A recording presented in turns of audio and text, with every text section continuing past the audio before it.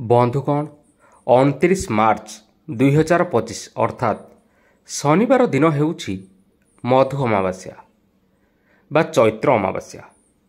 ଏଥିସହିତ ବର୍ଷ 2025ର ପ୍ରଥମ ସୂର୍ଯ୍ୟପରାଗ ଲାଗିବା ପାଇଁ ଯାଉଅଛି, ଯାହା ଏକ ଦୀର୍ଘତମ ସୂର୍ଯ୍ୟପରାଗ ଏବଂ ବିରଳ ମହାଜାଗତିକ ଦୃଶ୍ୟ ଭାବରେ ମହାଶୂନ୍ୟରେ ସଂଗଠିତ ହେବ। ଏହି ସୂର୍ଯ୍ୟପରାଗ ଦୀର୍ଘ 500 ବର୍ଷ ପରେ ପଡ଼ୁଅଛି ଏବଂ ଏହା ସମ୍ପୂର୍ଣ୍ଣ ସୂର୍ଯ୍ୟପରାଗ ହେବା କାରଣରୁ ଏହା ବହୁତ ବିରଳ ରହିବ ଏବଂ ଗ୍ରହ ଓ ନକ୍ଷତ୍ରମାନଙ୍କ ମଧ୍ୟରେ ଏକ ଅଦ୍ଭୁତ ମହାସଂଯୋଗ ମଧ୍ୟ ସୃଷ୍ଟି କରିବା ପାଇଁ ଯାଉଅଛି। ତେବେ ଏହି ଭିଡ଼ିଓ ମାଧ୍ୟମରେ ଆମେ ଆଜି ଜାଣିବା ଯେ ସୂର୍ଯ୍ୟପରାଗର ହାଣ୍ଡି ଛାଡ଼ର ସଠିକ୍ ସମୟ, ଗ୍ରାସ ସମୟ, ଶୁଭ ଅଶୁଭ ରାଶିଫଳ, ଗର୍ଭବତୀ ମହିଳା କିପରି ସାବଧାନ ରହିବେ ଓ କ'ଣ କରିବେ ଓ କ'ଣ କରିବେ ନାହିଁ। ଭାରତରେ ସୂର୍ଯ୍ୟପରାଗ ଲାଗିବା ପୂର୍ବରୁ ପାକ ନିଷେଧ ହୋଇଯାଇଥାଏ ବା ରନ୍ଧନ କାର୍ଯ୍ୟ ଓ ଭୋଜନ କାର୍ଯ୍ୟକୁ ବାରଣ କରାଯାଇଥାଏ, ଯାହାକୁ ଆମେ ସୂତକ କାଳ ମଧ୍ୟ କହିଥାଉ। ଧାର୍ମିକ ମହତ୍ଵ ଅନୁଯାୟୀ ଏହି ସମୟରେ କୌଣସି ଶୁଭ କାର୍ଯ୍ୟ ବା ପୂଜାପାଠ ଆଦି କରାଯାଇନଥାଏ। ଏହି ସମୟ ମଧ୍ୟରେ ମନ୍ଦିରର କବାଟ ବନ୍ଦ ରଖାଯିବା ସହିତ ସମସ୍ତ ଦେବନୀତି ମଧ୍ୟ ବନ୍ଦ ରହିଥାଏ। ସୂର୍ଯ୍ୟପରାଗ ଓ ପାକ ନିଷେଧର ସମୟ ଜାଣିବା ଆଗରୁ ଆମେ ପ୍ରଥମେ ଜାଣିନେବା ଯେ ଏହି ସମୟରେ କ'ଣ କରିବେ ଓ କ'ଣ କରିବେ ନାହିଁ। ଜ୍ୟୋତିଷ ଶାସ୍ତ୍ରର ଏହି ସମୟସୀମା ମଧ୍ୟରେ କେତେକ କାର୍ଯ୍ୟ କରିବାକୁ ମଧ୍ୟ ବାରଣ କରାଯାଇଛି, ଯାହାଦ୍ୱାରା ଆମକୁ ବହୁତ ଅସୁବିଧାର ସମ୍ମୁଖୀନ କରିବା ପାଇଁ ପଡ଼ିଥାଏ। ଜ୍ୟୋତିଷ ଶାସ୍ତ୍ର ଅନୁସାରେ ଏହି ସମୟକୁ ଅଶୁଭ ସମୟ କୁହାଯାଇଥାଏ, କାରଣ ଏହି ସମୟରେ ସୂର୍ଯ୍ୟଙ୍କଠାରୁ ବାହାରୁଥିବା ରଶ୍ମି ବା ଆଲୋକ ସିଧାସଳଖ ଭାବରେ ପୃଥିବୀ ପୃଷ୍ଠରେ ପଡ଼ିପାରିନଥାଏ, ଯାହାଦ୍ୱାରା ଏହି ସମୟରେ ନକାରାତ୍ମକ ଶକ୍ତିମାନେ ଜାଗ୍ରତ ହୋଇ ଉଠିଥାନ୍ତି। ତେଣୁ ଜ୍ୟୋତିଷ ଶାସ୍ତ୍ରରେ ଏହି ସମୟସୀମା ମଧ୍ୟରେ କେତେକ କାର୍ଯ୍ୟଗୁଡ଼ିକୁ କରିବା ପାଇଁ ବାରଣ କରାଯାଇଛି। ତେବେ ବନ୍ଧୁଗଣ, ଆସନ୍ତୁ ଜାଣିବା ସୂର୍ଯ୍ୟପରାଗ ସମୟରେ କ'ଣ କରିବେ ଓ କ'ଣ କରିବେ ନାହିଁ। ତାହା ପୂର୍ବରୁ ଆପଣମାନଙ୍କୁ ଅନୁରୋଧ, ଏହି ଭିଡ଼ିଓକୁ ଗୋଟିଏ ଲାଇକ୍ କରିନିଅନ୍ତୁ ଏବଂ ଯଦି ଆପଣମାନେ ଏପର୍ଯ୍ୟନ୍ତ ଆମ ଚ୍ୟାନେଲକୁ ସବସ୍କ୍ରାଇବ୍ କରିନାହାନ୍ତି ତାହେଲେ ବର୍ତ୍ତମାନ ହିଁ ସବସ୍କ୍ରାଇବ୍ କରିନିଅନ୍ତୁ। ତେବେ ଆସନ୍ତୁ ଜାଣିବା। ଖାଦ୍ୟ ତିଆରି କରନ୍ତୁ ନାହିଁ। ସୂର୍ଯ୍ୟପରାଗ ସମୟରେ ଖାଦ୍ୟ ପଦାର୍ଥ ରୋଷେଇ କରିବାକୁ ଅଶୁଭ ମନାଯାଇଥାଏ। ଏହି ସମୟରେ ରନ୍ଧା ହୋଇଥିବା ଖାଦ୍ୟ ଜ୍ୟୋତିଷ ଶାସ୍ତ୍ର ଅନୁସାରେ ଅଶୁଦ୍ଧ ହୋଇଥାଏ। ଏଥିପାଇଁ ଆପଣମାନେ ସୂର୍ଯ୍ୟପରାଗ ସମୟରେ ରୋଷେଇ କାର୍ଯ୍ୟ କରନ୍ତୁ ନାହିଁ। ସୂର୍ଯ୍ୟପରାଗ ସମୟରେ ଖାଦ୍ୟ ଗ୍ରହଣ କରନ୍ତୁ ନାହିଁ। ଏହି ସମୟରେ ରନ୍ଧା ହୋଇଥିବା ଖାଦ୍ୟ ଗ୍ରହଣ କରିବା ନିଷେଧ ଅଟେ। ଜ୍ୟୋତିଷ ଶାସ୍ତ୍ର ଅନୁସାରେ ସୂର୍ଯ୍ୟପରାଗ ସମୟରେ ରନ୍ଧା ହୋଇଥିବା ଖାଦ୍ୟ ଖାଇଲେ ଏହା ଆମ ଶରୀର ଉପରେ କୁପ୍ରଭାବ ପକାଇଥାଏ। ତେଣୁ ଗ୍ରହଣ ବା ପରାଗ ହେଉ, ଏହି ସମୟରେ ଶୁଖିଲା ଖାଦ୍ୟ ବା ଫଳମୂଳ ଇତ୍ୟାଦି ଆପଣମାନେ ଖାଇପାରିବେ। ଗର୍ଭବତୀ ମହିଳାମାନେ ସତର୍କ ରୁହନ୍ତୁ।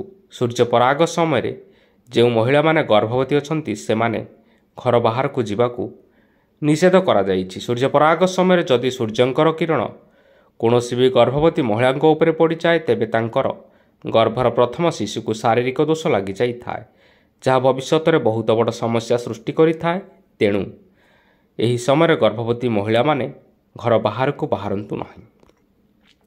ସୂର୍ଯ୍ୟପରାଗ ସମୟରେ କୌଣସି ଶୁଭ କାର୍ଯ୍ୟ କରନ୍ତୁ ନାହିଁ ଏବଂ କୌଣସି ଶୁଭ କାର୍ଯ୍ୟ କରିବାକୁ ମଧ୍ୟ ଆଲୋଚନା କରନ୍ତୁ ନାହିଁ। ଏହାଦ୍ୱାରା ଆପଣଙ୍କର ପରିବାରରେ ଅନିଷ୍ଟ ହୋଇଥାଏ। ସୂର୍ଯ୍ୟପରାଗ ସମୟରେ ଠାକୁର ପୂଜା କରନ୍ତୁ ନାହିଁ। ଏହି ସମୟରେ ଠାକୁର ଘରକୁ ସମ୍ପୂର୍ଣ୍ଣ ଭାବରେ ବନ୍ଦ କରି ରଖନ୍ତୁ ଏବଂ ସୂର୍ଯ୍ୟପରାଗ ସମୟରେ କୌଣସି ବୃକ୍ଷକୁ ସ୍ପର୍ଶ ମଧ୍ୟ କରନ୍ତୁ ନାହିଁ। ସୂର୍ଯ୍ୟପରାଗ ସମୟରେ ଅନ୍ନଦାନ କରିବାର ଉତ୍ତମ ସମୟ ମନାଯାଇଛି। ଏମିତି କୁହାଯାଏ କି ସୂର୍ଯ୍ୟପରାଗ ସମୟରେ ଅନ୍ନଦାନ କରିଲେ ଶରୀରରେ କୌଣସି ରୋଗ ହୋଇନଥାଏ। ତେଣୁକରି ସୂର୍ଯ୍ୟପରାଗ ଶେଷ ହେବା ପରେ ସ୍ନାନ କରିବା ଓ ପିନ୍ଧିଥିବା ବସ୍ତ୍ରକୁ ଧୋଇ ନେବା ଉଚିତ ଏବଂ ନିଜ ଘରେ ଗଙ୍ଗାଜଳ ଛିଞ୍ଚନ କରି ଗୃହକୁ ପବିତ୍ର କରିନେବା ଉଚିତ ଏବଂ ଏହାପରେ ନିଜର ସାମର୍ଥ୍ୟ ଅନୁସାରେ କିଛି ରନ୍ଧନ ଖାଦ୍ୟ ହେଉ ବା ବସ୍ତ୍ର ହେଉ, ଏମିତି କିଛି ଜିନିଷ ଯଦି ଆପଣ ଗରିବ ବା ଦରିଦ୍ର ଲୋକଙ୍କୁ ଦାନ କରନ୍ତି, ତେବେ ଆପଣଙ୍କର ସମସ୍ତ ମନସ୍କାମନା ପୂର୍ଣ୍ଣ ହେବା ସହିତ ଆପଣଙ୍କର ସମସ୍ତ ରୋଗ ଇତ୍ୟାଦି ଦୂର ହୋଇଯାଇଥାଏ। ସୂର୍ଯ୍ୟପରାଗ ସମୟରେ କାହା ସହ କଥା ହୁଅନ୍ତୁ ନାହିଁ ଓ ସେହି ସମୟରେ ଭଗବାନଙ୍କର ମାଳା ଜପ କରନ୍ତୁ। ଏହାଦ୍ୱାରା ଗ୍ରହର ଖରାପ ପ୍ରଭାବ ଆପଣଙ୍କ ଉପରେ ପଡ଼ିପାରି ନଥାଏ ଏବଂ ସୂର୍ଯ୍ୟପରାଗ ସମୟରେ ସୂର୍ଯ୍ୟଙ୍କଠାରୁ ବାହାରୁଥିବା କିରଣ କ୍ଷତିକାରକ ହୋଇଥାଏ। ଏଥିପାଇଁ ସୂର୍ଯ୍ୟପରାଗ ଲାଗୁଥିବା ସମୟରେ ଆପଣଙ୍କ ଘରର ସମସ୍ତ କବାଟ ଓ ଝରକା ଇତ୍ୟାଦି ବନ୍ଦ କରି ରଖନ୍ତୁ, ଯାହାଦ୍ୱାରା ସୂର୍ଯ୍ୟଙ୍କର କିରଣ ବା ନକାରାତ୍ମକ ଶକ୍ତି ଆପଣଙ୍କ ଗୃହରେ ପ୍ରବେଶ କରିପାରିବ ନାହିଁ। ସୂର୍ଯ୍ୟପରାଗ ସମୟରେ ଶାରୀରିକ ସମ୍ବନ୍ଧ ରଖନ୍ତୁ ନାହିଁ। ଏହି ସମୟରେ ନକାରାତ୍ମକ ଶକ୍ତିର ପ୍ରଭାବ ଅଧିକ ରହିଥିବା ହେତୁ ବିବାହିତ ପୁରୁଷ ଓ ମହିଳାମାନେ ଶାରୀରିକ ସମ୍ପର୍କ କେବେ ହେଲେ ରଖନ୍ତୁ ନାହିଁ। ଏହାକୁ ଜ୍ୟୋତିଷ ଶାସ୍ତ୍ରରେ ଅଶୁଭ ମନାଯାଇଛି।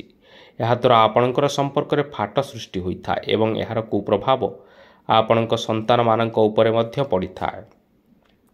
ତେଣୁ ବନ୍ଧୁଗଣ, ସୂର୍ଯ୍ୟପରାଗ ସମୟରେ ଏହିସବୁ କାର୍ଯ୍ୟ କରନ୍ତୁ ନାହିଁ। ଦେଖିବେ ଆପଣମାନଙ୍କର ନିଶ୍ଚୟ ମଙ୍ଗଳ ହେବ। ଯେହେତୁ ଏହା ହେଉଛି ଏକ ବିରଳ ସୂର୍ଯ୍ୟପରାଗ ଏବଂ ଚୈତ୍ର ଅମାବାସ୍ୟା ଦିନ ଲାଗିବା ପାଇଁ ଯାଉଅଛି, ତେଣୁ ଏହି ପରାଗ ଲାଗୁଥିବା ସମୟରେ ସୂର୍ଯ୍ୟ ମୀନ ରାଶିରେ ଅବସ୍ଥାନ କରୁଥିବାରୁ ଏହି ସୂର୍ଯ୍ୟପରାଗ ମୀନ ରାଶିରେ ସଂଗଠିତ ହେବ, ଯାହାଦ୍ୱାରା ମୀନ ରାଶିର ବ୍ୟକ୍ତିବିଶେଷମାନଙ୍କ ଉପରେ ଏହାର ଯଥେଷ୍ଟ ପ୍ରଭାବ ରହିବ। ଏହି ସୂର୍ଯ୍ୟପରାଗ ଏକ ସମ୍ପୂର୍ଣ୍ଣ ସୂର୍ଯ୍ୟପରାଗ ଭାବରେ ମହାଶୂନ୍ୟରେ ସଂଗଠିତ ହେବ।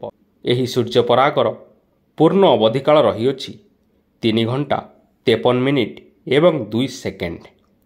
ଏବେ ଆସନ୍ତୁ ଜାଣିବା ସୂର୍ଯ୍ୟପରାଗ ଲାଗିବାର ସମୟ ଓ କ'ଣ ରହିଛି ଏହାର ପ୍ରଭାବ। ବନ୍ଧୁଗଣ, ସୌରମଣ୍ଡଳର ରହସ୍ୟ ହେଉଛି ବଡ଼ ବିଚିତ୍ର। ସୌରମଣ୍ଡଳରେ ସୂର୍ଯ୍ୟ ଓ ଚନ୍ଦ୍ରଙ୍କ ବ୍ୟତୀତ ଆଉ 9ଟି ଗ୍ରହ ଅବସ୍ଥାନ କରିଥାନ୍ତି। ସେଥିମଧ୍ୟରୁ ପୃଥିବୀ ହେଉଛି ଅନ୍ୟତମ ଏବଂ ଏହି ପୃଥିବୀରେ ଆମେ ବସବାସ କରିଛୁ। ଯେହେତୁ ଚନ୍ଦ୍ର ହେଉଛନ୍ତି ପୃଥିବୀର ଉପଗ୍ରହ, ତେଣୁ ସୂର୍ଯ୍ୟପରାଗ ଓ ଚନ୍ଦ୍ରଗ୍ରହଣ କେବଳ ପୃଥିବୀ ପୃଷ୍ଠରେ ଦୃଶ୍ୟମାନ ହୋଇଥାଏ। ସୂର୍ଯ୍ୟପରାଗ ସାଧାରଣତଃ ଅମାବାସ୍ୟା ତିଥିରେ ଏବଂ ଚନ୍ଦ୍ରଗ୍ରହଣ ପୂର୍ଣ୍ଣିମା ତିଥିରେ ହୋଇଥାଏ। ଯେହେତୁ ଏହା ହେଉଛି ସୂର୍ଯ୍ୟପରାଗ, ତେଣୁ ଏହା ଅମାବାସ୍ୟା ତିଥିରେ ଲାଗିବା ପାଇଁ ଯାଉଅଛି। ଏହି ସୂର୍ଯ୍ୟପରାଗ ଲାଗୁଥିବା ସମୟରେ ସୂର୍ଯ୍ୟ ମୀନ ରାଶିରେ ଅବସ୍ଥାନ କରୁଥିବାରୁ ଏହି ସୂର୍ଯ୍ୟପରାଗ ମୀନ ରାଶିରେ ସଂଗଠିତ ହେବ, ଯାହାଦ୍ୱାରା ମୀନ ରାଶିର ବ୍ୟକ୍ତି ବିଶେଷମାନଙ୍କ ଉପରେ ଏହାର ଯଥେଷ୍ଟ ପ୍ରଭାବ ରହିବ। ସାଧାରଣତଃ ଗ୍ରହଣ ଲାଗିବାର 9 ଘଣ୍ଟା ପୂର୍ବରୁ ଏବଂ ପରାଗ ଲାଗିବାର 12 ଘଣ୍ଟା ପୂର୍ବରୁ ପାକ ନିଷେଧ ବା ହାଣ୍ଡି ଛାଡ଼ କରାଯାଇଥାଏ। ଏହି ସମୟକୁ ସୂତକ ସମୟ ମଧ୍ୟ କୁହାଯାଇଥାଏ। ଏହି ପରାଗ ଲାଗୁଥିବା ସମୟରେ ଖାଦ୍ୟ ଗ୍ରହଣ କରିବାକୁ ବାରଣ କରାଯାଇଛି, କାରଣ ପରାଗ ଲାଗୁଥିବା ସମୟରେ ପେଟରେ କିଛି ଖାଦ୍ୟ ପଦାର୍ଥ ନ ରହିବା ହିଁ ଭଲ। ତେଣୁ 12 ଘଣ୍ଟା ପୂର୍ବରୁ ହାଣ୍ଡି ଛାଡ଼ କରାଯାଇଥାଏ। ତେବେ ଏବେ ଆସନ୍ତୁ ସୂର୍ଯ୍ୟପରାଗ କେଉଁ ସମୟରେ ଲାଗିବ ତାହା ବିଷୟରେ ଜାଣିବା। ସୂର୍ଯ୍ୟପରାଗର ସମୟ। ଏହି ସୂର୍ଯ୍ୟପରାଗର ଗ୍ରାସ ବା ପରାଗ ଲାଗିବାର ସମୟ ହେଉଛି 29 ମାର୍ଚ୍ଚ ଶନିବାର ଦିନ 2:20 ଏବଂ 43 ସେକେଣ୍ଡରୁ ଆରମ୍ଭ ହେବ ଏବଂ ସନ୍ଧ୍ୟା 6:13 ଏବଂ 45 ସେକେଣ୍ଡରେ ଶେଷ ହେବ। ଏହି ସୂର୍ଯ୍ୟପରାଗର ମଧ୍ୟକାଳ ରହିଅଛି ଦିନ 4:17 ଏବଂ 27 ସେକେଣ୍ଡ। ଏହି ସୂର୍ଯ୍ୟପରାଗ ମହାକାଶରେ ପ୍ରାୟ 3 ଘଣ୍ଟା 53 ମିନିଟ୍ ଏବଂ 2 ସେକେଣ୍ଡ ପର୍ଯ୍ୟନ୍ତ ଲାଗି ରହିବ। ଏହି ସୂର୍ଯ୍ୟପରାଗ ଆମେରିକା, ଆଫ୍ରିକା, ୟୁରୋପ ସମେତ ପାଶ୍ଚାତ୍ୟ ଦେଶଗୁଡ଼ିକରେ ସମ୍ପୂର୍ଣ୍ଣ ଭାବରେ ଦୃଶ୍ୟମାନ ହେବ ଏବଂ ଏହି ପରାଗ ଭାରତ ଓ ଓଡ଼ିଶାରେ ଦୃଶ୍ୟମାନ ହେବ ନାହିଁ। ଯେହେତୁ ଏହି ସୂର୍ଯ୍ୟପରାଗ ଭାରତରେ ଦୃଶ୍ୟମାନ ହେବ ନାହିଁ, ତେବେ ଏହି ସୂର୍ଯ୍ୟପରାଗର ସୂତକ ସମୟ ବା ପାକ ନିଷେଧର ସମୟ ମାନ୍ୟ ହେବ ନାହିଁ। ତେଣୁ ଏହି ସୂର୍ଯ୍ୟପରାଗ ଲାଗୁଥିବା ସମୟରେ ହାଣ୍ଡି ଛାଡ଼ ବା ପାକ ନିଷେଧ ମଧ୍ୟ ପାଳନୀୟ ହେବ ନାହିଁ। କିନ୍ତୁ ଏହି ସୂର୍ଯ୍ୟପରାଗର ପୃଥିବୀ ଉପରେ ନିଶ୍ଚୟ ପ୍ରଭାବ ପଡ଼ିବା ପାଇଁ ଯାଉଅଛି। ଏହି ସମୟ ଗର୍ଭବତୀ ମହିଳାମାନଙ୍କ ପାଇଁ ବହୁତ ଅଶୁଭ ଓ ସମ୍ବେଦନଶୀଳ ହୋଇଥିବାରୁ ସେମାନଙ୍କୁ ସାବଧାନ ରହିବା ସହିତ ସୂର୍ଯ୍ୟପରାଗ ଦେଖିବା ପାଇଁ ମଧ୍ୟ ବାରଣ କରାଯାଇଛି। ପରାଗ ଲାଗିବା ସମୟରେ ଗର୍ଭବତୀ ମହିଳାମାନେ କୌଣସି ଜିନିଷ କଟାକଟି ବା କୌଣସି କପଡ଼ା ଆଦି ସିଲେଇ କରନ୍ତୁ ନାହିଁ, ନଚେତ୍ ଏହାର କୁପ୍ରଭାବ ଗର୍ଭରେ ଥିବା ଶିଶୁ ଉପରେ ସିଧାସଳଖ ଭାବରେ ପଡ଼ିଥାଏ। ଏଥିସହିତ ସୂର୍ଯ୍ୟପରାଗ ଲାଗୁଥିବା ସମୟରେ କଳା ରଙ୍ଗର ବସ୍ତ୍ର ପରିଧାନ କରନ୍ତୁ ନାହିଁ ଏବଂ ପରାଗ ଲାଗୁଥିବା ସମୟରେ ବାହାରକୁ ମଧ୍ୟ ବାହାରନ୍ତୁ ନାହିଁ। ଜ୍ୟୋତିଷ ଶାସ୍ତ୍ର ଅନୁସାରେ ଏହି ସୂର୍ଯ୍ୟପରାଗ କାରଣରୁ ଗ୍ରହ ଓ ନକ୍ଷତ୍ରମାନଙ୍କର ସ୍ଥାନରେ ପରିବର୍ତ୍ତନ ହେବା ପାଇଁ ଯାଉଅଛି। ଗ୍ରହମାନଙ୍କର ପରିବର୍ତ୍ତନ କାରଣରୁ କିଛି ରାଶିର ବ୍ୟକ୍ତିବିଶେଷମାନଙ୍କ ଉପରେ ଅଶୁଭ ପ୍ରଭାବ ପଡ଼ୁଥିବା ବେଳେ କେତେକ ରାଶିର ବ୍ୟକ୍ତିବିଶେଷମାନଙ୍କ ଉପରେ ଏହି ସୂର୍ଯ୍ୟପରାଗର ଶୁଭ ପ୍ରଭାବ ପଡ଼ିବା ପାଇଁ ଯାଉଅଛି। ତେବେ ଏହି ଭାଗ୍ୟଶାଳୀ ରାଶିମାନେ ହେଉଛନ୍ତି ବୃଷ ରାଶି, ମିଥୁନ ରାଶି, କର୍କଟ ରାଶି, ସିଂହ ରାଶି, ବିଛା ରାଶି, ଧନୁ ରାଶି, ମକର ରାଶି ଏବଂ କୁମ୍ଭ ରାଶି। ଏଥିସହିତ ମେଷ ରାଶି, ତୁଳା ରାଶି, କନ୍ୟା ରାଶି ଓ ମୀନ ରାଶିର ବ୍ୟକ୍ତିବିଶେଷମାନଙ୍କ ଉପରେ ଏହି ଚନ୍ଦ୍ରଗ୍ରହଣର ଅଶୁଭ ତଥା ଖରାପ ପ୍ରଭାବ ପଡ଼ିବା ପାଇଁ ଯାଉଅଛି। ତେଣୁ ଏହି 4ଟି ରାଶିର ବ୍ୟକ୍ତିବିଶେଷମାନେ ଏହି ସୂର୍ଯ୍ୟ ପରାଗ ଲାଗୁଥିବା ସମୟରେ ସାବଧାନ ରହିବା ପାଇଁ ଚେଷ୍ଟା କରନ୍ତୁ ଏବଂ ଭଗବାନଙ୍କର ନାମ ଜପ କରନ୍ତୁ। ଦେଖିବେ ଆପଣଙ୍କ ଉପରକୁ ଆସୁଥିବା ଘାତ ପ୍ରତିଘାତ ଆପେ ଆପେ ଟଳିଯିବ। ତେବେ ବନ୍ଧୁଗଣ, ଏହା ଥିଲା 2025ର ପ୍ରଥମ ସୂର୍ଯ୍ୟପରାଗର ସମୟସୀମା ଏବଂ କେଉଁ ସମୟରେ ଦୃଶ୍ୟମାନ ହେବ ଏବଂ ଏହାର ପ୍ରଭାବ କ'ଣ ସବୁ ରହିବ। ତେବେ ଆଶା କରୁଛୁ ଆପଣମାନଙ୍କୁ ଏହି ଭିଡ଼ିଓଟି ନିଶ୍ଚୟ ପସନ୍ଦ ଆସିଥିବ। ପସନ୍ଦ ଆସିଥିଲେ ଏହି ଭିଡ଼ିଓକୁ ଗୋଟିଏ ଲାଇକ୍ କରିନିଅନ୍ତୁ ଏବଂ ଆପଣଙ୍କ ପ୍ରିୟଜନମାନଙ୍କ ସହିତ ସେୟାର କରିନିଅନ୍ତୁ। ଧନ୍ୟବାଦ।